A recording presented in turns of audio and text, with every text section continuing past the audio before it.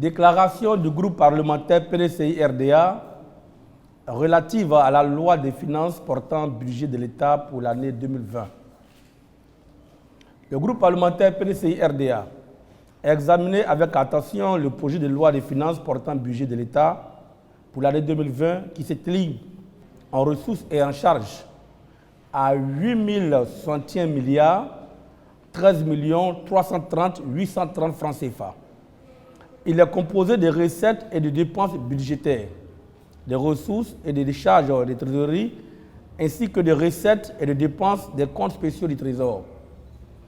À l'instar des autres pays de l'UMOA, la Côte d'Ivoire s'est engagée dans le processus de mise en œuvre des directives communautaires relatives aux réformes des finances publiques.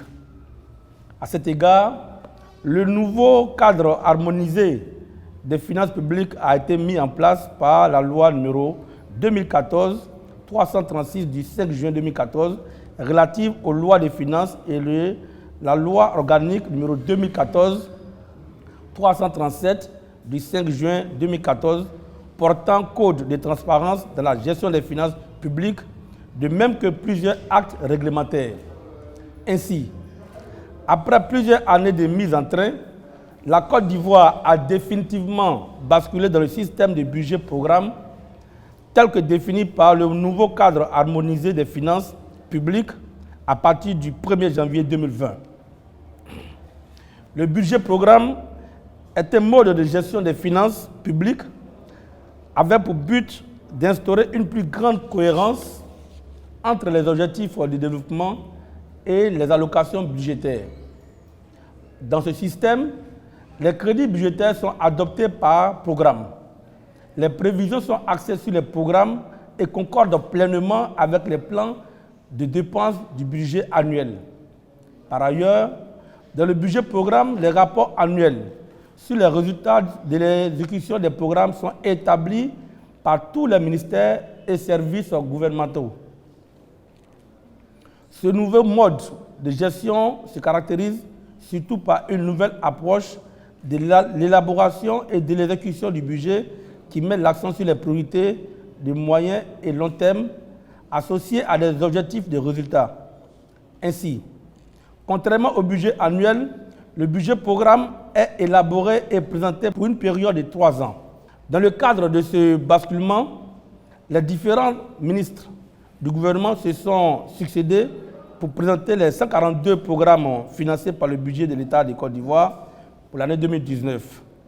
Nous tenons à saluer la présence effective de ces ministres et regrettons par contre l'absence du ministre de l'Éducation nationale, de l'enseignement technique et de la formation professionnelle, Mme Kandia Kamara, et celle du ministre des Affaires étrangères, M. Amontano, qui ne sont pas venus au Parlement présenter et défendre le budget de leur département ministériel.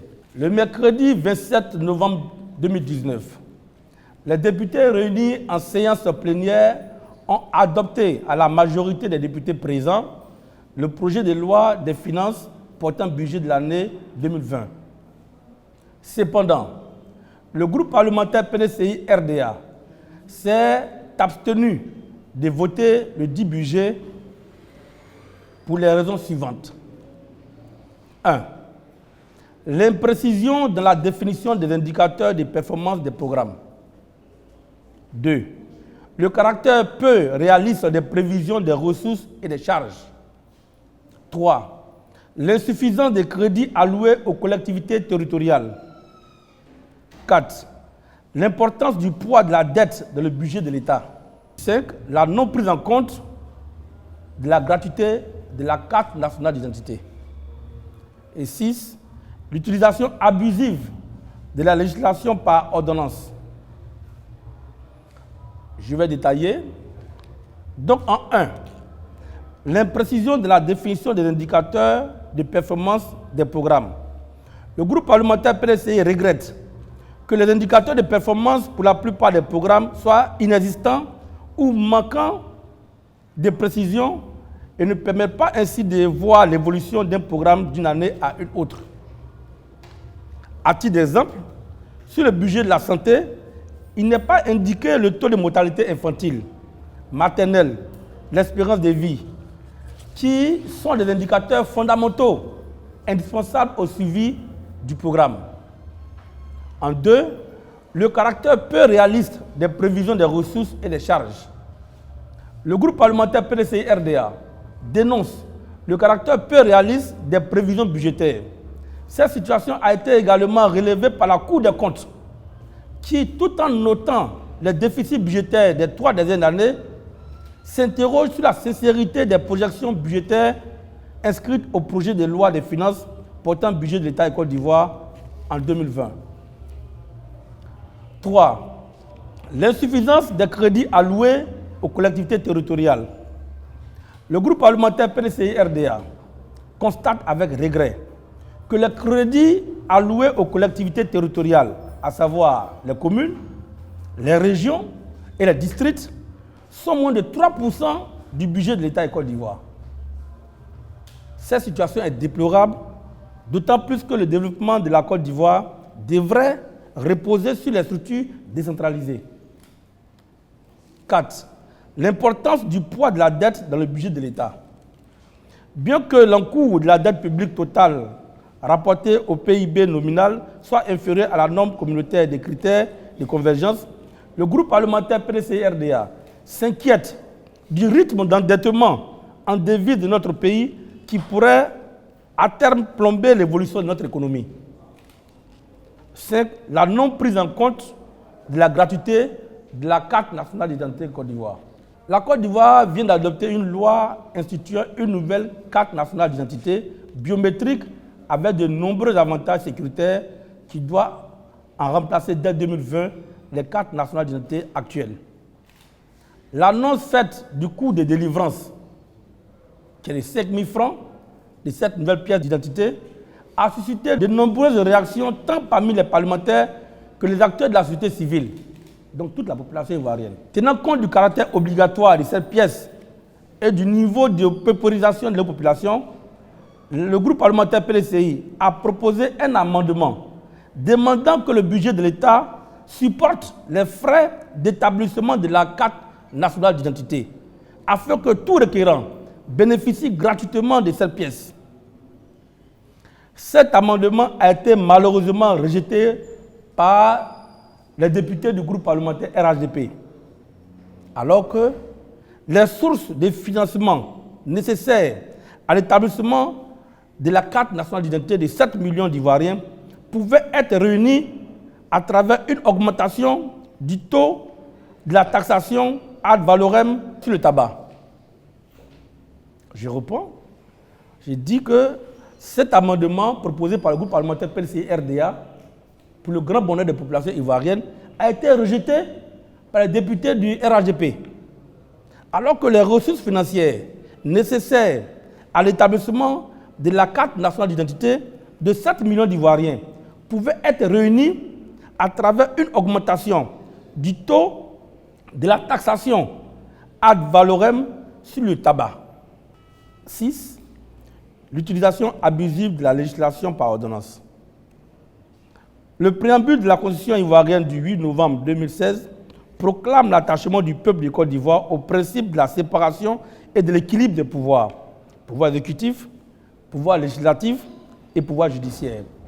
À cet égard, des domaines respectifs sont réservés notamment au pouvoir exécutif détenu par le président de la République et au pouvoir législatif exercé par le Parlement, Assemblée nationale et Sénat. Ainsi, le domaine de la loi tel que défini par l'article 100 de la Constitution relève du Parlement et toutes les autres matières sont de la compétence du président de la République. Au nom de la nécessaire collaboration entre les deux pouvoirs, mais aussi en raison des exigences d'efficacité et de célérité auxquelles est soumis le pouvoir exécutif, la Constitution autorise le président de la République à intervenir dans le domaine de la loi par le biais des ordonnances. Se fondant sur cette disposition constitutionnelle, une pratique constante s'est établie d'insérer dans la loi des finances portant budget de l'État de l'année une autorisation donnée au président de la République des points des ordonnances, des mesures qui sont normalement du domaine de la loi pour la mise en œuvre de son programme en matière économique et financière. Mais au regard de l'usage abusif et excessif qui fait de cette autorisation, aussi bien par le nombre important d'ordonnances que par la diversité des matières qu'elles régissent, le groupe parlementaire PDCI-RDA a proposé un amendement mettant fin à cette autorisation tacite de législation par ordonnance insérée dans la loi des finances. Cet amendement qui n'empêche pas le président de la République de légiférer par ordonnance par le biais d'une loi d'habilitation dûment adoptée par le Parlement, conformément à l'article 106 de la Constitution, a été malheureusement rejeté par le RADP. En conséquence de tout ce qui précède, le groupe parlementaire PDCI-RDA a émis de fortes réserves et s'est abstenu de voter le budget de la loi des finances portant budget de l'État de Côte d'Ivoire pour l'année 2020. Le groupe parlementaire PDCI-RDA demande au président de la République de ramener en seconde lecture le dit projet de loi tout en prenant soin de corriger les insuffisances relevées par le groupe parlementaire PDCI-RDA. Fait à Abidjan le 28 novembre 2019, pour le groupe parlementaire PDCI-RDA, le porte-parole Akoto Kwasi Olivier, député d'Aokro Ngatakro. Je vous remercie.